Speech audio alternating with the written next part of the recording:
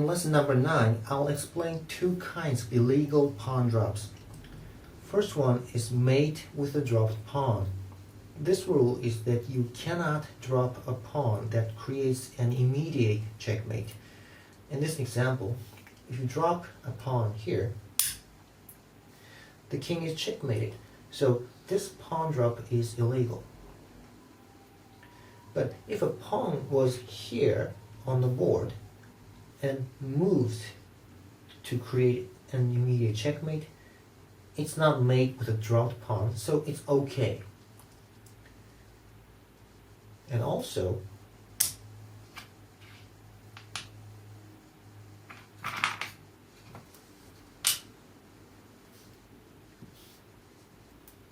this drop is okay too. Actually, it leads to a forced mate. But it's not an immediate checkmate with the dropped pawn. Now, do you remember I told you there's some cases where you don't want to promote your rook or bishop or pawn? Well, that's because you want to avoid mate with a dropped pawn. I'll show you an example.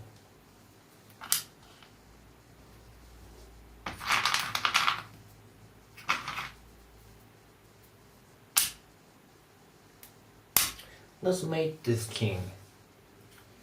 And first you drop a pawn, and then if you promote,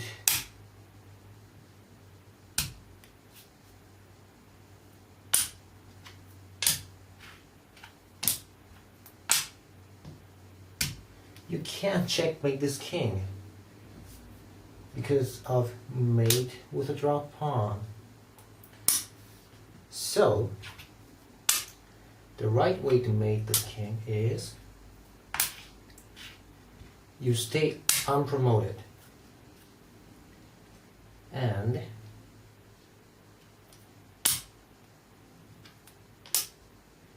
if you keep the rook still unpromoted, you can finally mate the king.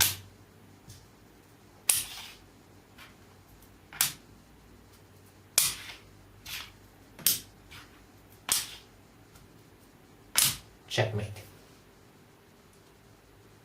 And moreover, even the king side uses unpromotion to induce a mate with a dropped pawn.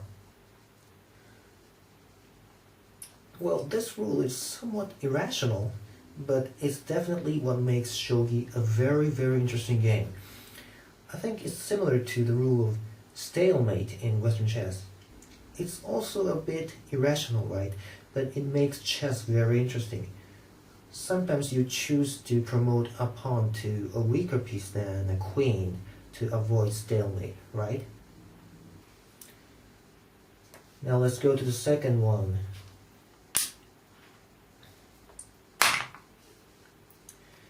It's two pawns in a file, or we just call two pawns for short.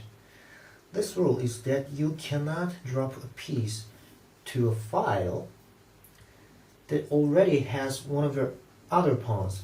So in this case, you can drop a pawn on this file. But if this pawn is already promoted, you can drop a pawn here.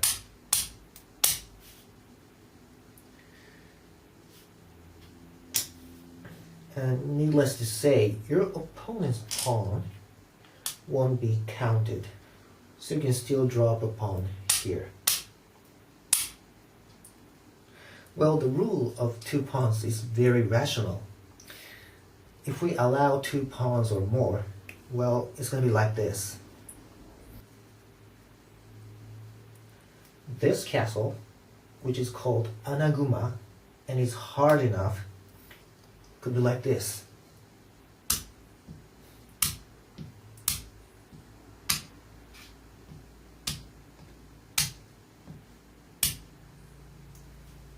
This king is almost impossible to even touch. And moreover, your piece is going to be attacked like this.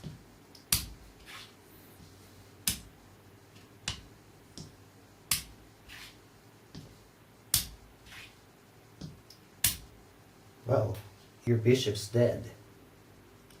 So no wonder 2 pawns is prohibited. And making an illegal pawn drop is rule violation, so it results in an immediate loss of the game. Actually, I've committed 2 pawns on file several times in the past. I even did it in lesson number 6. Did you notice that? And you know what? Even professional players commit 2 pawns sometimes, though it's very rare. I found on YouTube a scene where a professional player makes 2 pawns. You might have seen it, but watch this. It's a very rare scene.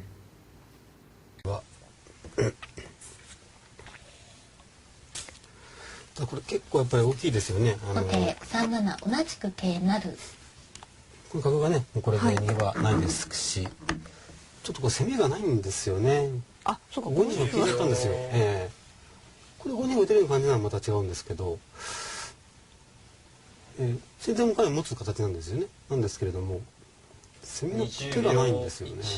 香車取って。香車取るしかないですかね、一回。6、7、8、9。あ、打っちゃったよ。打っちゃった。先手2九歩。2歩ですね。先生、申し訳ない。ダメだね、ですね。まで109手をもちまして田村五段の勝ちでございます。 See, well, I don't mean to make fun of him or humiliate him. He's a very, very good player. What I want to tell you is that even a very good player can commit 2 pawns by mistake. I think he was too concentrated on one part of the board and didn't notice the other pawn.